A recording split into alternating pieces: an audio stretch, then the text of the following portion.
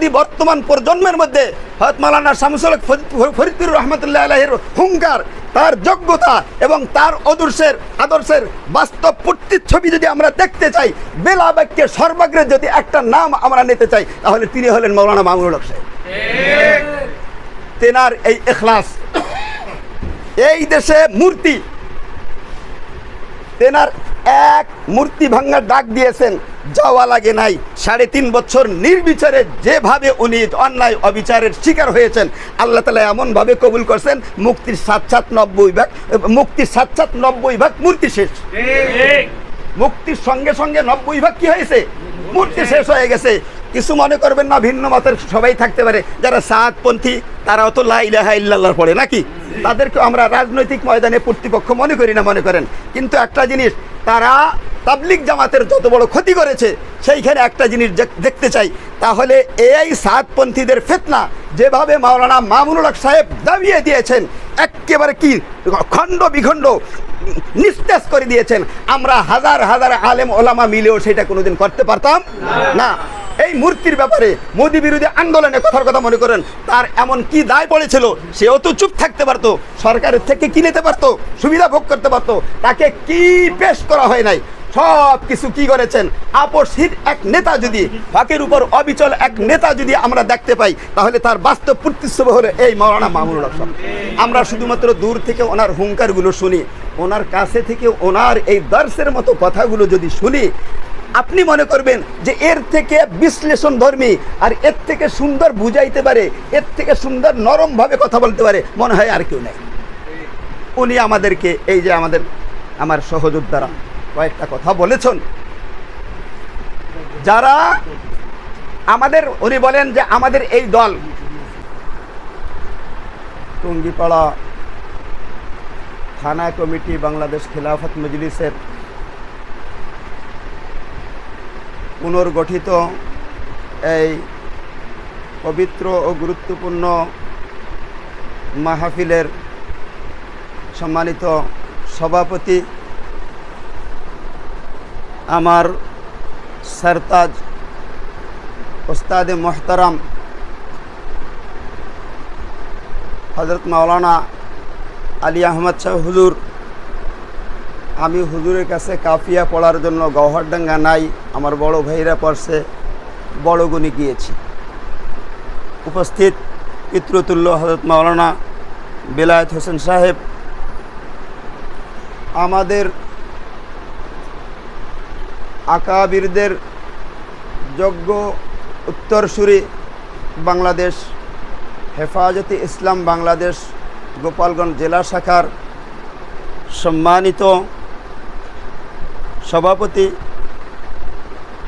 উপস্থিত আমাদের বড় ভাই তুল্য মাওলানা নাসিম সাহেব, মাওলানা আব্দুল কাইয়ুম সাহেব, জেলা কমিটির সংগ্রামী কর্মীবৃন্দ, উপজেলা পর্যায়ের সমস্ত কর্মী সদস্য ও এতদ অঞ্চলের দিন দরদি ভাই ও সংগ্রামী বন্ধুরা, আমি সাংগঠনিক মানুষ না, আমাকে আমার কিছু শাগিরেদরা এই পথে নিয়ে এসেছে। সভাপতি হিসাবে আমার নাম যখন প্রস্তাব করা হয় মাওলানা মামুনুল হক সাহেব দামাত বারাকাতুহুমুল আলিয়ার কাছে, তো উনি বেশ ছানবিন করেছেন, আমার ব্যাপারে খোঁজ খবর নিয়েছেন নির্ভরযোগ্য ব্যক্তিদের কাছে। তারা আমার ব্যাপারটা এমনভাবে উপস্থাপন করেছেন, লোক ভালো তবে সাংগঠনিক না। মামুনুল হক সাহেব হুজুর বলেছেন নাকি সংগঠন করলে সাংগঠনিক হয়ে যাবে, সংগঠন করতে করতে সাংগঠনিক হয়ে যাবে, সাংগঠনিক হয়ে কেউ সংগঠন করা জরুরি না। এই বলে মূলত কিছু মুখলিসিন এবং মুস্তাইদ্দিন যোগ্য কর্মী বাহিনী আমাকে ঠেলে ঠেলিয়ে নিয়ে চলে।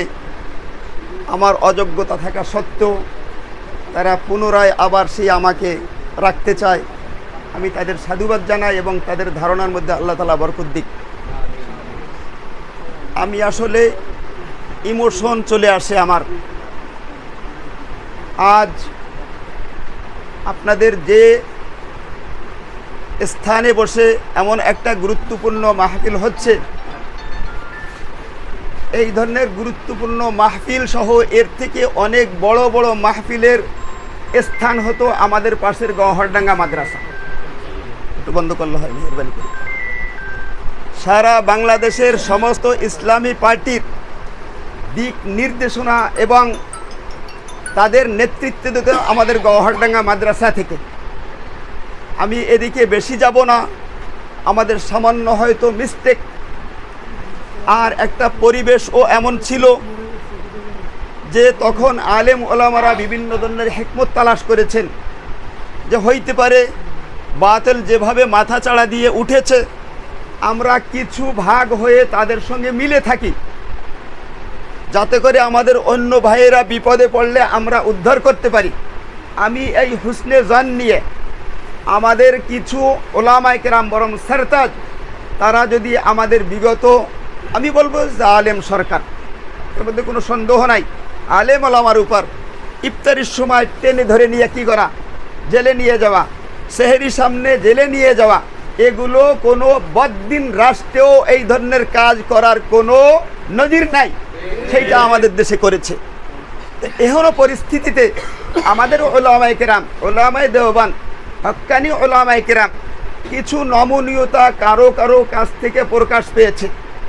আমি একজন আদনা মানুষ, জিম্মাদার হিসাবে আমি মনে করব তাদের এই দোষটাকে আমরা আর আমাদের ব্রেনের মধ্যে বদ্ধমূল রাখতে চাই না।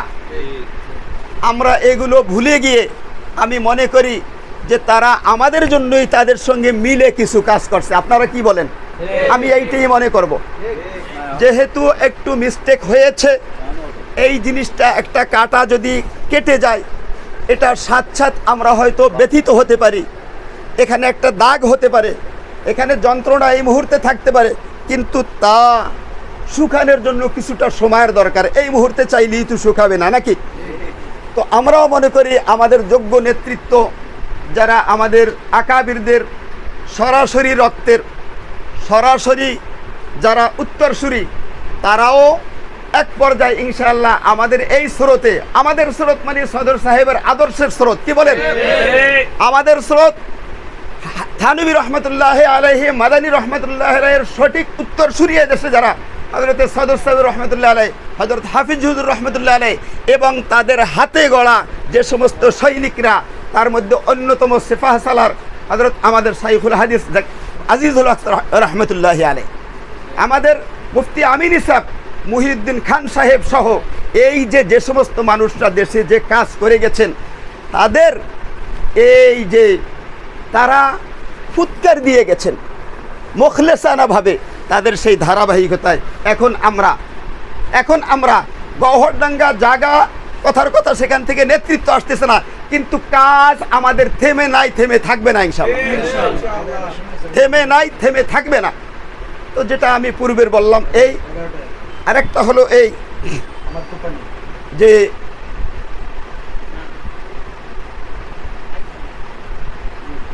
আমরা আমাদের ওস্তাদদের কাছ থেকে একটা শের আমাদের খুব শুনাইতেন, মনে হয় কোনো বছর বা কোনো সপ্তাহ যায় না।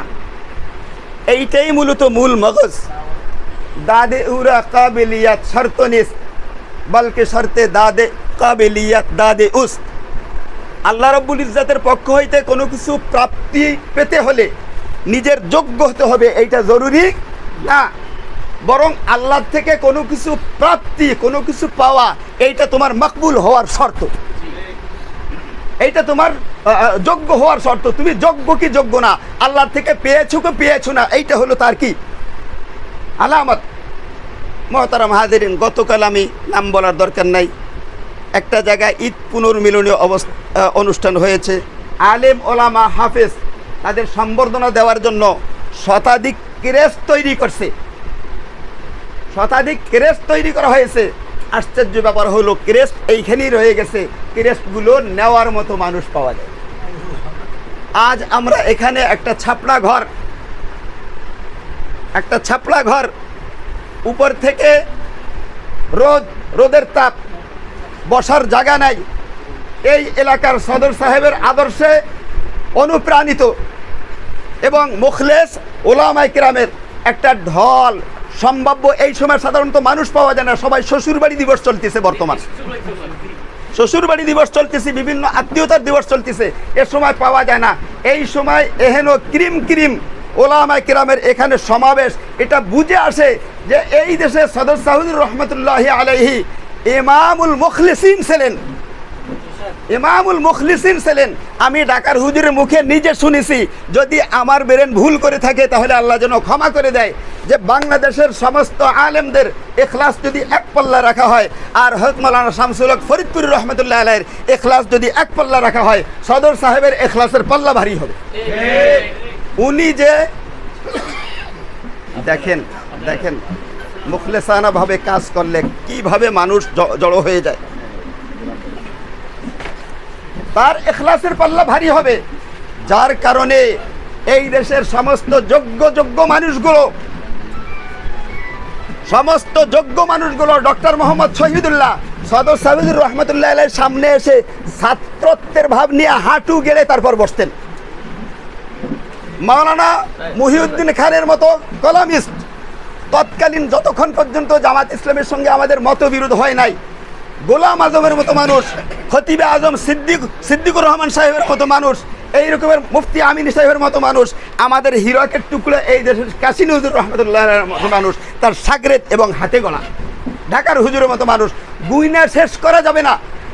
এগুলো সমস্ত সে সবচেয়ে বড় আলেম ছিল আমরা দাবি করি না, কিন্তু তার ইখলাসের কাছে সবাই সাগরেদ, ইখলাসের কাছে সমস্ত সাগরেদ।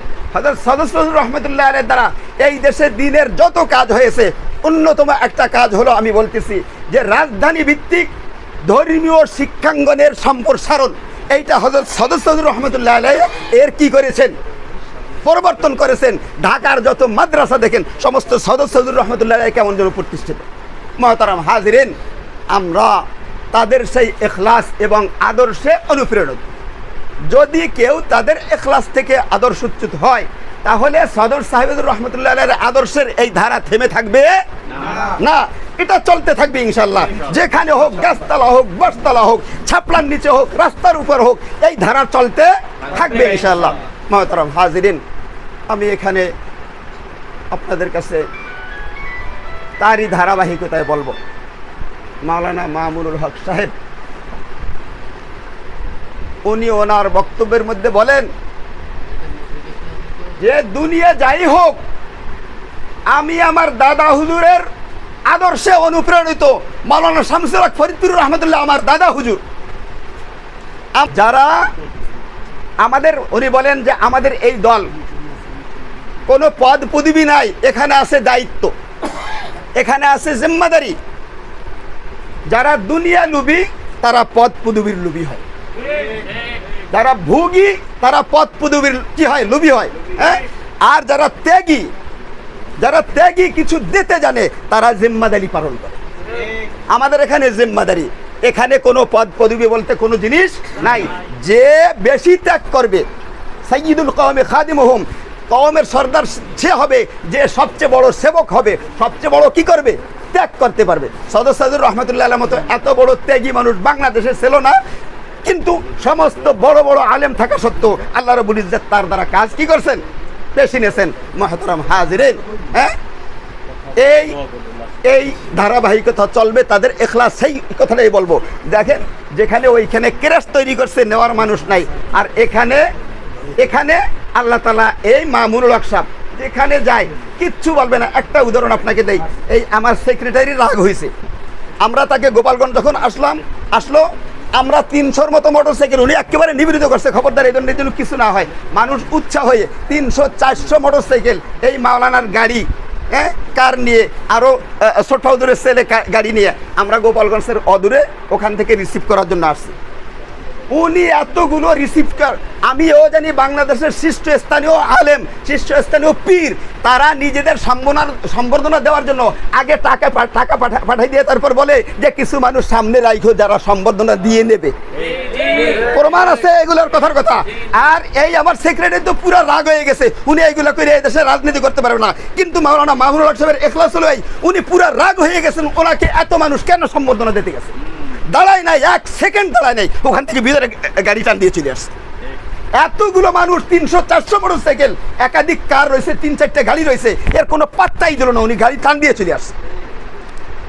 এই রকমের এখলাস আছে বিদায় এই যে কথার কথা মনে করেন আপনাদের মতো মানুষ এই মুহূর্তে এতগুলো মানুষ এই লেভেলের হুজুর চলে আসছেন। দেখেন এই যে আমাদের ওস্তাদে মোহতারাম কত বড় যোগ্য, আমাদের এই যে মোর্তাজা ভাই, তার একটা অধিবেশন চলতেছে আজ কতদিন ধরে, সেইখান থেকে এই যে কথার কথা মনে করেন তারা এখলাসের সঙ্গে সময় দিয়েছেন, আত্মনিয়োগ করেছেন। আল্লাহ রাব্বুল ইজ্জত তাদের এখলাস কোরবানি কবুল করেছেন বিদায় এনাদের অন্তরের মধ্যে তার গুরুত্ব পয়দা করে দিয়েছে।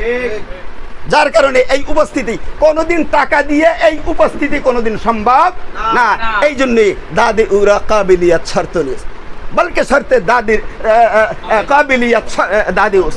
হ্যাঁ, আল্লাহ রাব্বুল ইজ্জতের পক্ষ হইতে মকবুল হওয়া লাগে, আল্লাহ রাব্বুল ইজ্জতের পক্ষ হইতে মকবুল হওয়ার আগে মাওলানা মামুনুল হক সাহেব নির্দ্বিধায় বলতে পারি এমন একটা হীরকের টুকরা, এই মুখলিসিনদের সঠিক উত্তরসূরি, আদর্শে অনুপ্রাণিত, আল্লাহ তাআলা তাকে কবুল করে নিয়েছেন। তাকে তার একাধিক বিবাহ নিয়ে অনেকে আমরা কথা বলি, কথার কথা মনে করেন। তার আমি শেষ করে দিচ্ছি যে সে সরকারিভাবে তাকে বেইজ্জতি করতে গেছে। আল্লাহর কাছে সেই দৃশ্যগুলো কার কার আছে? আল্লাহ, যদি আমার শরীয়ত সম্মত স্ত্রী না হয় তুমি আমাকে ধ্বংস করে দাও, আর যদি আমার শরীয়ত সম্মত স্ত্রী হয় তাহলে আমাকে যারা হেনস্থা করতেছে, হে আল্লাহ তোমার হাতে বিচার দিলাম। আমি মনে করি যে যা বলুক মোবাহালা করছে, এই মোবাহালায় আল্লামা মামুনুল হক সাহেবকে আল্লাহ রাব্বুল ইজ্জত জিতিয়ে দিয়েছেন, কর্তৃপক্ষকে ধ্বংস করে দিয়েছেন। মুহতারাম হাজিরিন, তো আমাদের এই কাজ উনি ওই যেটা বলতে গেলাম, উনি একেবারে কোনো জায়গা বলবে না। একটা মজলিসে একটা মাহফিলে উপস্থিত হয়েছে আর মানুষ শুধু জানতে পারে 10টা মিনিট যদি মানুষ সময় পায়, 10 মিনিটেও এখানে উপস্থিত হওয়া যত মানুষ সম্ভব এত মানুষ উপস্থিত হয়ে যায়। তাদেরকে কি উনি কোনো দেন নাকি? কবুল করেছেন আল্লাহ রাব্বুল ইজ্জত, পরিষ্কার কথা। এই যে আমাদের সেক্রেটারি, আমাদের সম্ভাব্য প্রার্থী হইল কিসের? গোপালগঞ্জ 2 আসনের। হ্যাঁ, একে নিয়ে একটু প্রচারে গেছিলাম। আশ্চর্য হবেন, মামুনুল হক সাহেবের নাম বললে তারা চিৎকার করে বলে যে আমরা মামুনুল হক সাহেবকে ভালোবাসি। এই জন্য মোহতারাম হাজিরিন, দলমত নির্বিশেষে এখানে আমি আমার ওস্তাদে মোহতারাম অন্য একটা এই ধারার কথার কথা সামান্য একটা শেখ ওর আছে জিম্মাদার আছেন, আমি তার সামনে কথা বলা, উনি আমাকে মারার অধিকার রাখেন, পিটানোর অধিকার রাখেন। সবচেয়ে বড় ব্যাপার আমি বলি, তার সামনে কথা বলা বেয়াদবি হয়ে যায় কিনা। তো আমি মনে করব যে সবার মিলে এখন একটা নেতৃত্ব তো লাগবে না? হ্যাঁ, ফানফাজারাত মিন হুসনাতা আশরাতা আইনা, এইখানে যে 12টা রাস্তা হইলো, আমাদের তাফসিরে ওস্তাদে মুহতারামরা বলেছেন, তাফসিরে লেখা আছে 12টা গোত্র ছিল, একদল চাইতেছিল না আর এক দলের পিছে যাবে, যার কারণে আল্লাহ রাব্বুল ইজ্জত 12টা রাস্তা করে দিয়েছে। কিন্তু নেতৃত্বে হযরতে মুসা আলাইহিস সালাম ছিলেন। আমরা দল থাকবো সব ভিন্ন ভিন্ন, স্বকীয়তা থাকবে প্রত্যেকের, কিন্তু নেতৃত্ব নেতা হিসেবে একজনকে মেনে নিতে হবে।